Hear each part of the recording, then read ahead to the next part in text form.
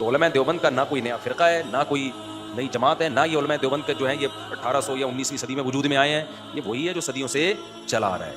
1000 سال پرانی کتابیں بھی ہیں، 1200 سال پرانی کتابیں بھی ہیں، 600 سال پرانی کتابیں بھی. وہ کسی شخصیت کے گرد نہیں گھوم رہی. اتنے سارے فرقے جب بن گئے نا ہندوستان میں، تو جو اصل مذہب کو فالو کر رہے تھے نا، جو گورے کے آنے سے پہلے تھا، اس کو بھی تو کوئی نام دینا تھا نا لوگوں نے. تو فرق کرنے کے لیے بھائی یہ بریلوی ہیں، یہ کیا ہیں، یہ دیوبندی ہیں. تو یہ پبلک نے نام دیا ہے، ورنہ علماء دیوبند کی بنیاد 1867 میں یا 57 میں نہیں رکھی گئی ہے. مدرسے کی بنیاد دیکھو، علم علماء دیوبند کے پاس ہے. آپ کو صحیح بات بتاؤں، علم علماء دیوبند کے پاس ہے. علم میں ایک ہوتی ہے کوانٹٹی، ایک ہوتی ہے عمق. میں نیوٹرل ہو کے یہ بات کر رہا ہوں. آپ کہہ سکتے ہو کہ آپ تو دیوبندیت کی چھاپ آپ پہ لگی ہوئی ہے، لیکن میں نے کیا بتایا کہ جب آپ فریق مخالف سے خطاب کرتے ہیں نا، تو پھر نیوٹرل ہونا پڑتا ہے. جیسے میں اگر عیسائیت سے بات کروں گا تو میں قرآن کے دلائل تھوڑی دوں گا ان کو، کیونکہ ہم تو اسلام کو مانتے ہی نہیں. تو میں قرآن سے ہٹ کے پہلے قرآن کے برحق ہونے کی دلیل دوں گا. وہاں مجھے نیوٹرل ہونا پڑے گا. تو میرے عقائد وہی ہیں جو علماء دیوبند کے عقائد ہیں. کیوں ہیں وہ میں بھی بتاتا ہوں. لیکن جب میں اہل حدیث سے بحث کروں گا، جب میں کسی بریلوی مکتبہ فکر سے بحث کروں گا، پھر میں تھوڑی دیوبندیت کا حوالہ دوں گا کہ حضرت مولانا تھانوی نے یہ لکھا تو پھر میں اس سے اوپر جاؤں گا. میں کس کی بات کروں گا؟ اپنا برحق ہونا. یہاں تک کہ علماء دیوبند کا برحق ہونا بھی میں قرآن و سنت سے ثابت کروں گا. اور اگر ثابت نہیں ہوگا تو مجھے چھوڑنی پڑے گی دیوبندیت. تو میں اب دیوبندیت سے نکل کے بات کر رہا ہوں نیوٹرل ہو کے، کہ ہم نے ہر طرح کے علماء کی کتابیں پڑھی ہیں. علم میں کوانٹٹی بہت ہے. علم کے اندر جو عمق اور گہرائی چاہیے نا، جو گرفت چاہیے، وہ ہم نے بر صغیر میں علماء دیوبند ہی میں دیکھی ہے. جب آپ ڈیپتھ میں جاتے ہو نا کسی چیز کی، یہ تو وہی عقائد ہیں جو صدیوں سے چلے آ رہے ہیں اور قرآن و سنت سے مزین ہے. اب باقی یہ کہ یہ دیوبند ہے کیا، پہلے میں یہ ذرا آپ کو بتا دوں. دیوبند کوئی مسلک نہیں ہے. صحابہ، تابعین، تبع تابعین سے جو اسلام چلا آ رہا ہے نا، وہی ہندوستان میں چلا آ رہا تھا جب تک انگریز کے قدم ہندوستان میں نہیں آئے تھے. جب انگریز ہندوستان میں آیا، بہت سارے فرقے پیدا ہوئے.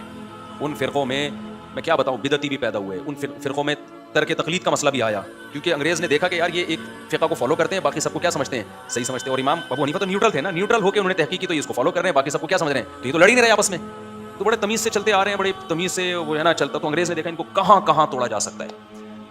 انگریز نے کیا کیا، انگریز نے کہا کہ اس ختم نبوت کا مسئلہ کھڑا کرو. بولا آخری نبی نہیں، ایک اور نبی نکالو. مرزا غلام احمد قادیانی کو نکالا. پھر ترک تقلید کا مسئلہ پہلے بھی تھا، اتنا جاندار نہیں تھا. انگریز نے کہا یہ مسئلہ کھڑا کرو. یہ ابو حنیفہ کیوں بھائی.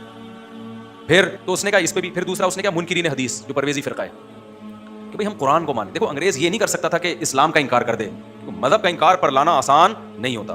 تو انگریز نے کیا کیا، ہر سطح پہ مسلمانوں کو توڑا. اس نے ہر سطح پہ اس نے دراڑیں پیدا کرنے کی کوشش کی. تو اب ہوا یہ کہ اتنے سارے فرقے جب بن گئے نا ہندوستان میں، تو جو اصل مذہب کو فالو کر رہے تھے نا، جو گورے کے آنے سے پہلے تھا، اس کو بھی تو کوئی نام دینا تھا نا لوگوں نے. اس کو علماء دیوبند کا نام دیا گیا. حالانکہ اس میں دیوبند کے بہت سارے دیوبند کے لوگ نہیں تھے. دیوبند تو ایک علاقہ تھا نا، بلکہ پورے بر صغیر میں جہاں جہاں بھی وہ لوگ جو بدعتی نہیں تھے یا وہ مذاہب اربعہ کے منکر نہیں تھے، جو وہ ان کو لوگوں نے نام کیا دے دیا. اب ان کو یا تو مسلم نام دیا جاتا. اگر ہم ان کو مسلم نام دیتے تو اس کا مطلب یہ ہوتا باقیوں کو آپ کیا قرار دے رہے ہو، غیر مسلم. تو فرق کرنے کے لیے بھائی یہ بریلوی ہیں، یہ کیا ہیں، یہ دیوبندی ہیں. تو یہ پبلک نے نام دیا ہے. تو ورنہ علماء دیوبند کی بنیاد 1867 میں یا 57 میں نہیں رکھی گئی ہے. مدرسے کی بنیاد رکھی گئی ہے. صحیح ہے نا، جو انار کے درخت کے نیچے مدرسے کی بنیاد اس وقت رکھی گئی ہے. جو علماء دیوبند کی جو منہج ہے وہ قرآن و سنت ہے، اجماع امت ہے. اور فروعی اختلافی مسائل میں اہل سنت والجماعت کے 4 اماموں میں سے کسی ایک امام کو فالو کرنا اور دوسرے کو برا بھلا نہ کہنا. یہ ہے علماء دیوبند کا عقیدہ. یہ تو صدیوں سے چلا رہا ہے. میں سمجھا پا رہا ہوں. اور میں بھی اسی معنی میں دیوبندی ہوں. اس کے علاوہ میری نظر میں دیوبندیت کو کوئی اور مفہوم اگر ہے تو وہ غلط ہے، پھر میں نہیں ہوں. صحیح ہے نا، سمجھ میں آ رہی بات کہ نہیں آ رہی. تبھی میں جب دلائل دیتا ہوں نا، تو میں اسی اصول کو سامنے رکھ کر دیتا ہوں، قرآن، حدیث، اجماع صحابہ. اور جب اختلاف ہوگا فروعی مسائل میں جن میں دونوں طرف دلائل ہیں، تو پھر میں کیا کہتا ہوں، بھائی اب اس میں دلیل نہیں دی، یعنی اس میں یقینی بات میں نہیں کر سکتا کہ کون صحیح ہے اور کون غلط ہے. اس میں امام شافعی کی یہ رائے ہے، امام ابو حنیفہ کی یہ رائے ہے. میں ابو حنیفہ کی رائے پر عملی طور پر عمل کرتا ہوں. باقی یقینی فیصلہ نہیں کر سکتا، کیونکہ اجتہادی چیزوں میں آپ یقینی فیصلہ کر ہی نہیں سکتے. تو علماء دیوبند کا نہ کوئی نیا فرقہ ہے، نہ کوئی نئی جماعت ہے، نہ یہ علماء دیوبند کے جو ہیں یہ 1800 یا 19ویں صدی میں وجود میں آئے ہیں. یہ وہی ہے جو صدیوں سے چلا آ رہا ہے، کہ سارے دلائل وہیں سے جا کے ملتے ہیں. ہاں، ان سے جنہوں نے انحراف کیا ہے وہ بعد میں انحراف ہوا ہے، تبھی وہ چند شخصیتوں پہ جا کے ملتے ہیں. علماء دیوبند کسی ایک شخصیت پہ جا کے نہیں ملتے. مثال کے طور پر ہم جب کوئی مسئلہ پوچھتا ہے، قرآن، حدیث، اجماع صحابہ، اس کے بعد جن مسائل میں اختلاف ہوگا تو پھر ان اختلافی مسائل میں ہم 1000 سال پرانی کتابیں بھی ہیں، 1200 سال پرانی کتابیں بھی ہیں، 600 سال پرانی کتابیں، وہ کسی شخصیت کے گرد نہیں گھوم رہی. وہ مسئلہ قرآن و سنت سے مستمد ان تمام کتابوں میں ملے گا. لیکن آپ علماء دیوبند کے علاوہ اگر جا کے دیکھتے ہو نا، بہت سے لوگ ان کا 1-2 شخصیتوں پہ جا کے ختم ہو رہے ہیں. تو شخصیت پرستی ان میں ہے.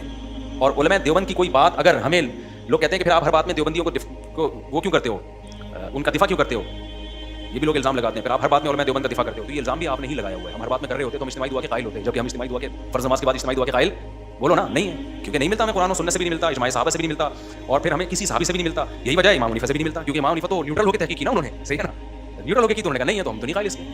سمجھتا ہے کہ نہیں سمجھتا. لیکن ہم یہ نہیں ہے کہ علماء دیوبند میں اگر ایک غلطی آ گئی ہے کہ فرض نماز کے بعد اجتماعی دعا کو انہوں نے سنت ماننا شروع کر دیا, تو اب ہم کہیں یہ چونکہ دیوبندی ان کی میں باتیں نکال کے دکھاؤں, یہ دیکھو یہ غلط کر رہے ہیں, یہ غلط کر رہے ہیں, لہٰذا یہ غلط ہیں, اب میں نیوٹرل ہوں. نیوٹرل ہو کے کیا ہوگا کہ میرے نام سے ایک فرقہ بن جائے گا, جس کو فرقہ تاریخیہ کہنا فیوچر میں لوگ شروع کر دیں گے. مت جاؤ, ہم سب مسلمان ہیں, اور مسلمان ہونے کے بعد ہم کیا کرتے ہیں, جو صحابہ ما انا علیہ جنتی فرقہ جو نبی نے بتایا نا, ما انا علیہ و اصحابی, فرمایا میں اور میرے صحابہ, تو ہم نبی کو مانتے ہیں, اور قرآن و سنت کی وہ تشریح جس پہ کون چلتا ہے, صحابہ, ہم اس کو فالو کرتے ہیں.